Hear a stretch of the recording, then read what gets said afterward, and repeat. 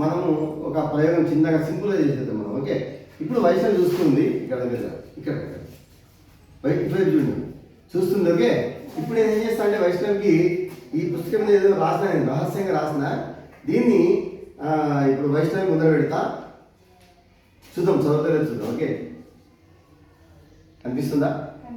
చదవగలుగుతున్నావా? Okay, ఇప్పుడు ఇప్పుడు చూడు, దగ్గరికి పెట్టే కనిపిస్తుంది, కనిపిస్తలేదు కదా? మనం ఏం కూడా దగ్గర బాగా కనిపిస్తుంది అక్కడ, అట్లా కూడా కనిపించదు. అది కొంచెం కొంచెం కనిపిస్తుంది కదా? క్లియర్ కనిపించినప్పుడు నాకు చెప్పాలి. ఓకేనా? క్లియర్ కనిపించినప్పుడు చెప్పు. కనిపిస్తుందా? కనిపిస్తుందా? ఇప్పుడు ఇప్పుడు కనిపిస్తుందా? కళ్ళకి స్ట్రెయిన్ కాకుండా మంచిగా ఉంది. ఇప్పుడు పెట్టినా, అది స్కేల్ పెట్టు. కంటకాడి కరెక్ట్, కంటికాడి పెట్టాలి,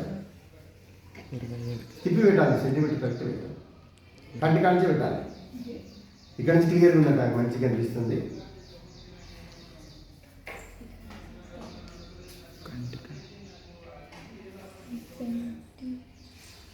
కంటికాడి చెప్తే వచ్చిందా?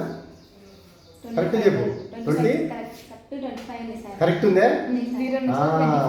కరెక్ట్గా 25 ఉంది. కరెక్ట్. ఓకేనా? అంటే మనకి ఈ పుస్తకం మీద రాసినటువంటి కనీసం అనేటువంటి ఏం ఇచ్చాము చదివినా? కనీసం కదా. ఈ కనీసం అనేటువంటి పదము ఆమె కనిపించాలంటే కనీస దూరంలో ఉండాలి, కనీస దూరంలో ఉండాలి. పూర్తి దగ్గరగా పెడితే కనిపించదు, దగ్గరగా పెడితే కనిపించదు. కనీస దూరం ఎంత ఉండాలి? ఎన్ని సెంటీమీటర్లు ఉండాలి? 25 సెంటీమీటర్లు ఉండాలి. మనం దీన్ని ఏమంటాము? స్పష్ట దృష్టి కనీస దూరం అంటాం.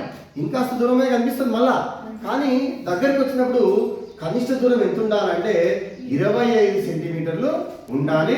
చిన్నపిల్లలు అయితే కొంచెం కండరాలు బలంగా ఉంటాయి కాబట్టి కొంచెము ఇంకొంచెం దగ్గరగా వాళ్ళు చదవగలుగుతారు. ఓకే, కానీ మనకు మాత్రం ఎంత దూరం ఉండాలి?